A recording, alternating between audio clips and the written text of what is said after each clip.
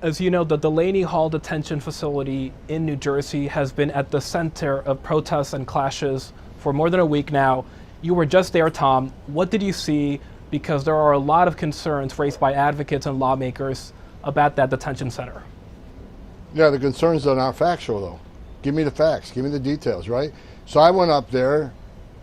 First thing I did was tour the facility. Then in addition to that, I met with the police. I met with the state troopers. I met with the mayor. I've also had several conversations with the governor, kind of like the same thing I did in Minneapolis, trying to get us all working in unison to increase public safety. So look, I toured the facility. I went through the entire facility. I went through medical. I went through indoor rec, outdoor rec. I went into the cafeteria. I went into the bathrooms and the showers. So I toured the whole facility. Is it a 5-star resort? No. But is it a well-run detention facility? Yes. And I'll say it again. I've said this throughout the last year and a half. We have the highest detention standards in the industry. If any of these people went to Delaney and saw what they saw, and they want to make stories up about, ICE detention standards, go take a walk through Essex County Jail. Go take a walk through the state prison system. I guarantee you our detention standards are better, and our medical staff per detainee is higher. So look, I went to the facility myself, and one of the things I heard was, the food was terrible. I made an unannounced visit there on Saturday. I sat down in the cafeteria with the detainees and ate the same meal they ate.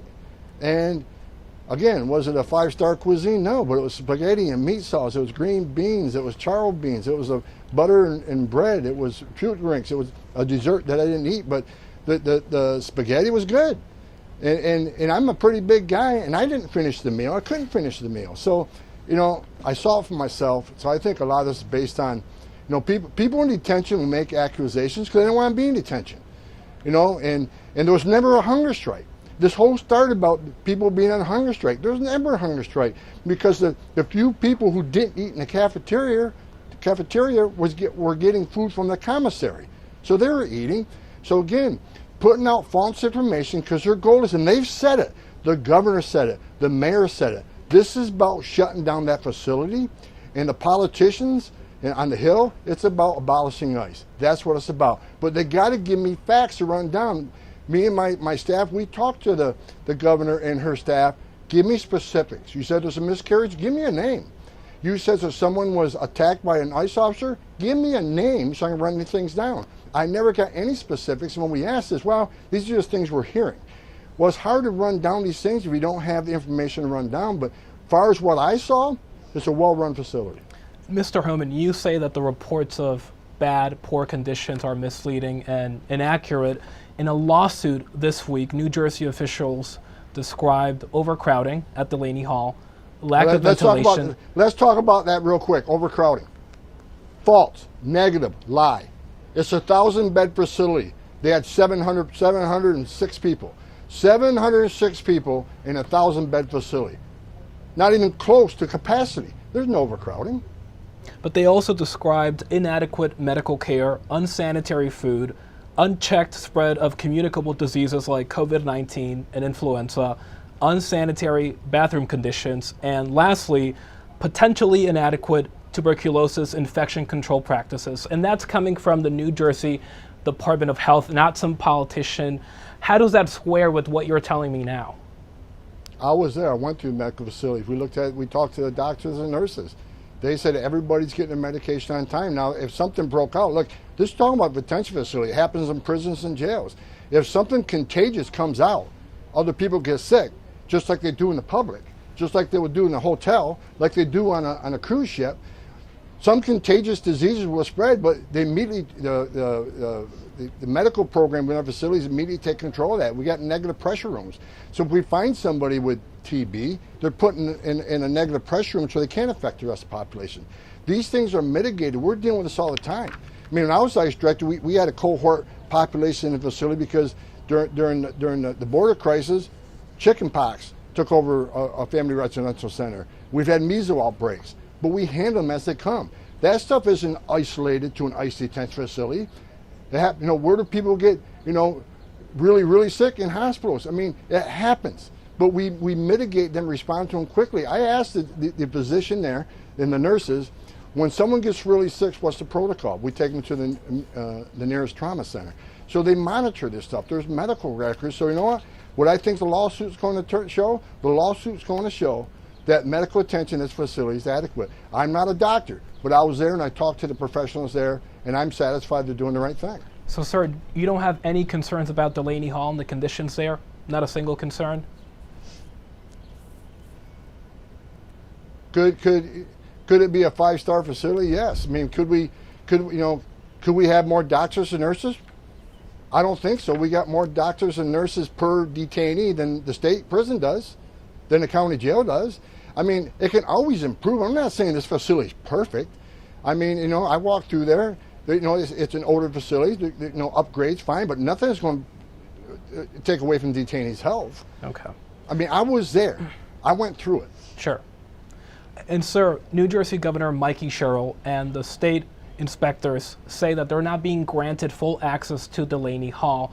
If the reports of overcrowding and substandard conditions are not accurate, as you say, why not just let them inside? There have been a number of congressional people inside the hall, but now they filed lawsuits under litigation. So we'll let the attorneys fight it out. I'm not getting involved in litigation. I'm not an attorney.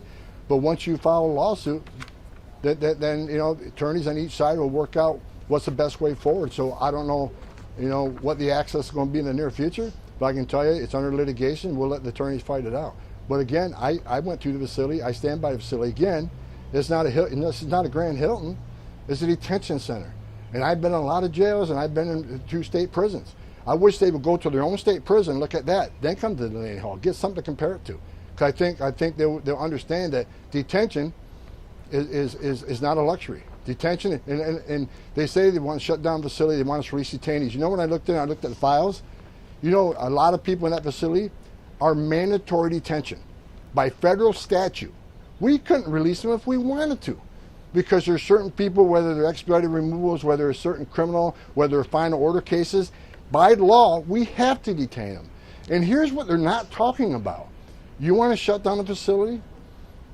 Then every illegal alien we arrest in that state will fly to Texas, we'll fly to Arizona, detain them there, because we're going to keep arresting people, we're going to keep detaining people, we're going to keep removing people. If I can't detain them in that city where they're close to their families, then we'll have to move them someplace else. How does that benefit the migrant community? I mean, you're not going to shut down ICE enforcement. You're certainly not going to abolish ICE, and you're not going to stop us from doing our job. President Trump's in the Oval Office. He's there mainly because of what the Biden administration did to the border. Where were all these congressional representatives and politicians in 4 years open border? How come they didn't take Secretary Mayorkas on? How come they didn't take the Biden administration on for opening border? Over 10 million people flow to our border, many criminals, many sex offenders, 2.1 million gotaways. Where do they come from? Who are they? How many of them are terrorists? How many of them are criminals? They didn't say a word about what happened in the last 4 years. And the reason ICE is out there arresting people right now, because we're responding to historic illegal immigration crisis that they made, that they created on purpose. So a massive historic illegal alien crisis, how to respond to that? To massive deportation, because most of these people should never have been released in the country. This poor little reporter, this guy must be used in his own circles of people, just folding immediately when he speaks. A lot of these journalists will get to a certain point and think that they speak the truth and everyone else must listen. He's bringing up things that are on paper true, but I reject almost every single one of them. Because the first thing that came out of his mouth after he says there have been reports about some bad things, namely overcrowding, Tom Homan immediately goes, "Wait a minute, I know what you're talking about. That's not true. There's nowhere near that." That statement is nowhere near the truth. Delaney Hall has 1,000 beds. They currently have 706 people in them, according to Tom Homan. I'm going to listen to Tom Homan's numbers because I do not trust the ones coming out of the state of New Jersey. A state with Democrats who are quite literally emboldened by the idea of going into Delaney Hall, whipping up a frenzy about it so they can get more sympathy voters. When the truth is, the mainstream media will not actually have scrutiny and look into these numbers. So Tom Homan says, "No, we're not even at capacity. We're not even to 3/4 of it." Then the reporter says, "What about the unsanitary things? There's still a virus out there of unspecified origin. These things aren't adding up." Imagine being in an ICE detention facility and a couple of people from the state of New Jersey come to ask you some very simple questions. Hey, would you describe your quality here? Guess what? You aren't at Walt Disney World. You are not at the Polynesian. You are not at the Grand Floridian. You are not at the Four Seasons. Technically, the Four Seasons in Disney is completely different, but you know what I'm talking about when it comes to hotels. You are not at a luxury resort. You are in an area where, if you're lucky, you'll have a roommate, a toilet, and a sink. That's basic dorm room level. And at least in the dorm room, there might be hardwood floors, but there's at least a light carpet.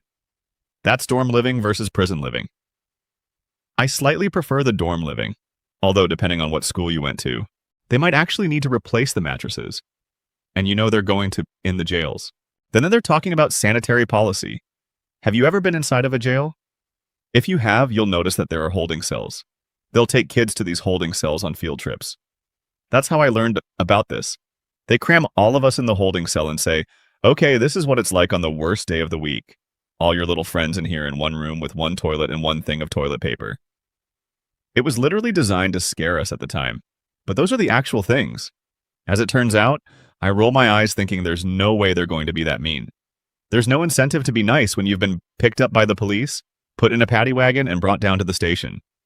At least in the Andy Griffith Show, Otis could briefly walk out if he needed to. But these Democrats don't understand what they're talking about. They rarely ever do.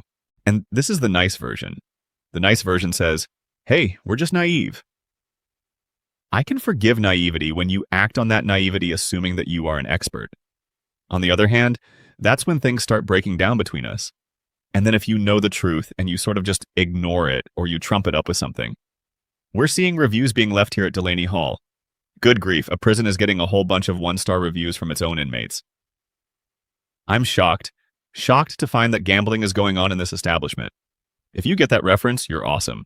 There is no incentive for someone who has been detained by ICE to be nice to where they are being detained. It's just that simple. So believing people when they're talking about these problems, when there are no real media stories, there's no smoking gun, there seems to be no real issues we can point to. And so the final thing that this reporter has is, you're not letting enough people to actually go in there and check on the problems.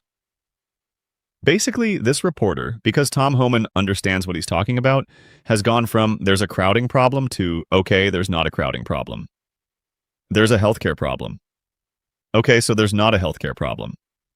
There's a sanitary problem. Okay, so there's actually not a sanitary problem. There's a food problem. It's literally people complaining that they're not getting enough tacos. And I'm not exactly joking when I say that.